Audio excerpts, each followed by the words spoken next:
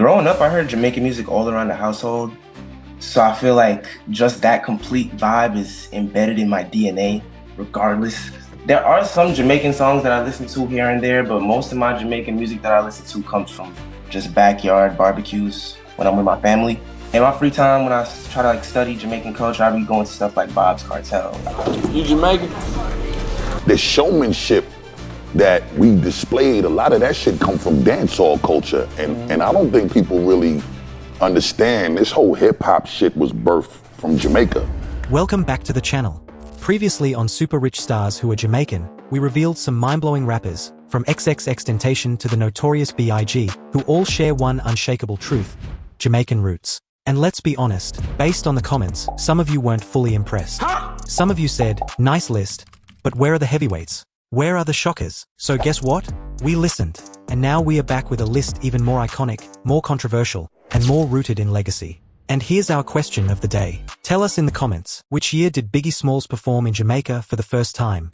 Was it 1993, 2000, 2001, or 1996? Stick around till the end for the answer. Before we jump in, smash that subscribe button. Give this video a big thumbs up for the culture.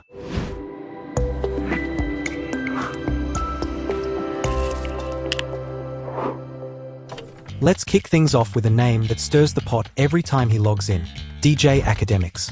Born Livingston Allen in Spanish Town, Jamaica, he moved to the US as a child and grew up in New Jersey.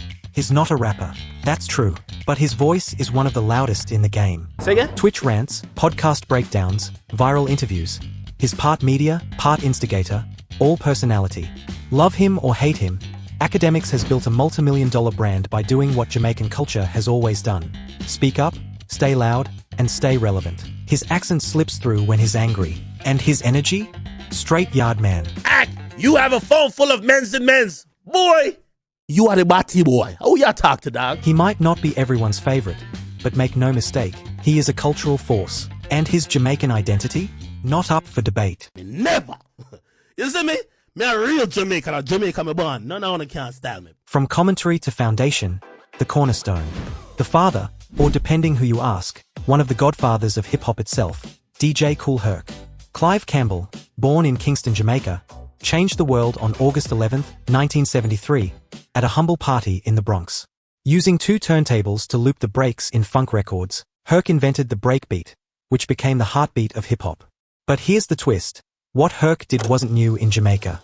He brought sound system culture to New York, toasting, mixing, hyping the crowd, all rooted in the island's dancehall traditions. Yet somehow, the world credits America for hip-hop's birth while forgetting Jamaica planted the seed. Listen to like Dan Drummonds and the Scatterlights and Uri and Big Youth and Prince Buster. Those names, that's my roots. That's what I grew up on. I left Jamaica in '67 and came here. My mother was, learning about nursing. So she used to bring Smokey Robinson records, some Motown records, bringing records from the wharf. And that's your next foundation. That's foundation. So when I left from Jamaica, I came up here with a heavy accent. Right there now, I use a lot of James Brown. A lot of, bass line in it, because James Brown is like a preacher to me. James Brown is another lynch. James Brown is another link. Yeah. Sean Paul is on there making, remarks about me leaving from Jamaica, come here with what I saw, but I had to flip it. Controversial? Maybe, but undeniable. Kool Herk didn't just start a genre. He sparked a global revolution, and it all started in Kingston. Come on, we got DJ Kool and Duck Get Fresh. Rock it to the beat, 'cause we are the best. Let's rewind to a young man who exploded onto the scene with poise and punchlines. Before Instagram flexes, before TikTok challenges, there was Special Ed. At just 17, this Brooklyn rapper had already declared to the world, "I got it made." Behind that confidence? Deep Jamaican roots. So I grew up Jamaican, and we ate and lived and spoke, and everything was like we were in Jamaica, but we were in Brooklyn. Edward Archer was born to two proud Jamaican parents, and carried that cultural calm in every bar he spit. His lyrical elegance mirrored the smooth talk of a Kingston storyteller, and while his music was pure golden era hip-hop, it always carried that island spirit. Special Ed is one of those unsung icons. Never loud about his background, but never distant from it either. Whether it was collaborations with reggae acts or subtle patois lingo, when we chat, I know say that you have to respond. Whether you's a Yankee or a true Jamaican, no matter what nationality you come from. Ed proved that Jamaican style can be cool, calm, and collected, and still run the place. Now, let's shine the spotlight on a woman who brought pure island energy to a global revolution. Peppa, real name Sandra Denton, one half of the legendary duo Salt and Peppa. While the group came out of Queens, New York, Peppa herself was born in Kingston, Jamaica, and her fierce delivery, bold fashion, and unfiltered spirit was straight out of the Caribbean. And in New York, we love to stop by the Negril, a Jamaican spot. Peppa's Jamaican, in case she didn't mention that. Salt was cool and composed, but Peppa was the fire starter. Loud, proud, and full of that dancehall confidence, she brought a distinctly Jamaican edge to a male-dominated industry. Together, Salt and Peppa didn't just make hits, they broke barriers. They were the first female rap group to go platinum, win a Grammy, and headline tours across the globe. And Peppa made sure Jamaica was right there with her, every step of the way. From Push It to Shoop, her performances echoed the rhythm of the islands and the rebellion of hip-hop. And while the world saw an empowered black woman commanding the MIC, those who knew, they saw the yardie spirit rising through the charts. Peppa didn't just ride the beat, she mashed up the place.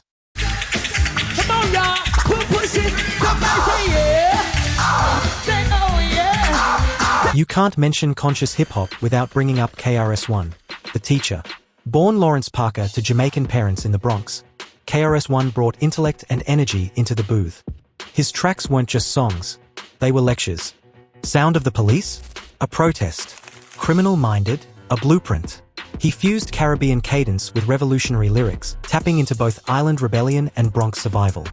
KRS-One is what happens when Bob Marley's defiance meets Bronx grit. He represents not just Jamaican heritage, but Jamaican resistance. Educated, militant, wise. The embodiment of what it means to chant truth into a microphone. Got my people all up in the place. Royalty with scar on their face. Chocolate rap, you can all get a taste. Architect, we built this place. Room, room, room. Time for the check. When you think about rappers who brought joy into the genre, one name shines. Play from PE. Please welcome Heavy D and the boys performing their new single, You Can't See What I Can't See. Rapper Heavy D, born Dwight Myers in Mandeville, Jamaica. Heavy D didn't just rap, he danced, smiled, and celebrated life. He fused New Jack Swing, hip-hop, and dancehall like they were one sound, and guess what? To him, they were.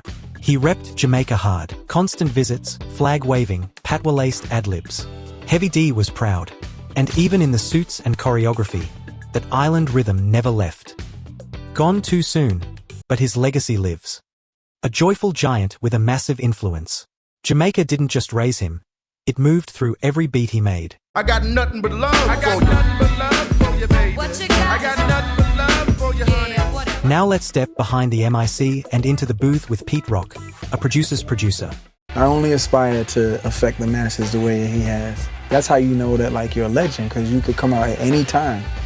Doesn't matter, age is not a factor when you are a genius. The game is in need of some real, honest music. You know, we just need to feel that soul once more, man. It's time for Pete Rock to drop something new. Raised in Mount Vernon, New York to Jamaican parents, Pete Rock revolutionized how beats were built. Jazz, soul, boom bap, all stitched together with a Caribbean heartbeat. You can hear it in the rhythm, the bounce, the melody. He worked with everyone from Nas to Public Enemy, and his fingerprints are all over the golden age of hip-hop. While he was quiet in personality, his music screamed Caribbean heritage. Hit the notification bell so you don't miss our deeper dive into the super producers who you didn't know were Jamaican.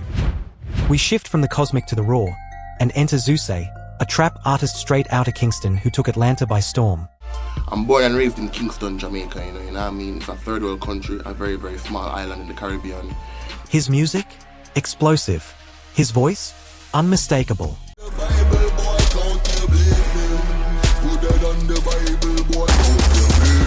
He didn't switch up his patois for mainstream appeal. He made the world adapt. Yo, look. You're rocking with the kid Zeus on the come up, hot new hip hop. Bullet! His tracks bang like Atlanta, but traps like Kingston. It's a sonic mix only he could pull off. And in this world of watered-down identity, Zeus manages to stay authentic. Vibes Cartel.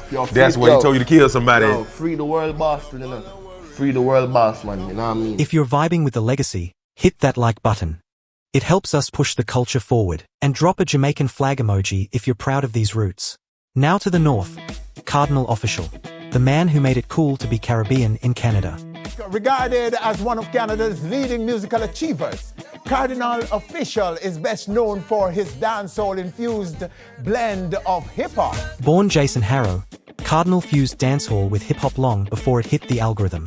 Dangerous was his global breakout, but the catalogue is deeper than deep. From Beanie Man collabs to advocacy roles, his rep Jamaica in politics and playlists alike. Canada may be cold, but Cardinal brought the fire. Oh me, my eye. Them a gyra, Mr. Cardinal. Then there's will.i.am, the tech-savvy wizard of the Black Eyed Peas. You might not peg him as Caribbean at first glance, but under that robotic gloss lies Jamaican blood. His beats are forward-thinking, his message cross-cultural, and his production catalogue? Insane. From Nas to Michael Jackson, will.i.am has laced icons with hits, often with a silent nod to the rhythms he grew up around. Now for the surprises, we have to go back to the streets with YFN Lucci. Born Rayshon Bennett in Atlanta, Georgia, Lucci's melodic trap style drips with pain, survival, and the hunger to rise. He first gained attention with raw, street-rooted anthems like Wish Me Well, and his breakout single Everyday We Lit. But behind that southern drawl is something deeper, his father's Jamaican heritage. Gotta get me some more oxtail and peas and rice, man. It would go carry goat, but I'm gonna go oxtail today, you know. But yeah, man, that Jamaican shit come from, my dad is Jamaican, man. When I was young, he used to cook the curry with chicken with the peas and rice and the curry with goat. First time I ate that goat, I love that goat with that dumpling. Should have seen they had that dumpling. But hey, yeah, man, that's why I eat the Jamaican shit, man.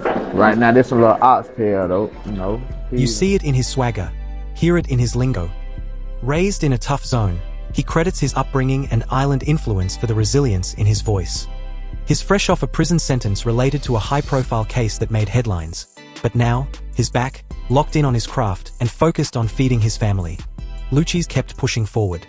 That yard energy, it doesn't fold, it adapts. I swear I ain't never expected it to be like this. Now nigga getting rich. Speaking of adaptation, few young stars have balanced conscious lyrics and island pride like Joey Badass. Born Jovan Virginie Scott in Brooklyn to a St. Lucian mother and a Jamaican father, Joey is more than just a rapper, he's a movement. It's been a part of my life, like I've been a big part of my life. You're from the Caribbean? More than, exactly. You see my brother. This is I can feel it. So I'm just hoping if I say the next country, you're from Jamaica. My dad's side is from Jamaica, my mom's side. My mom's side from St. Lucia. From his debut mixtape, 1999, Joey has never compromised his identity.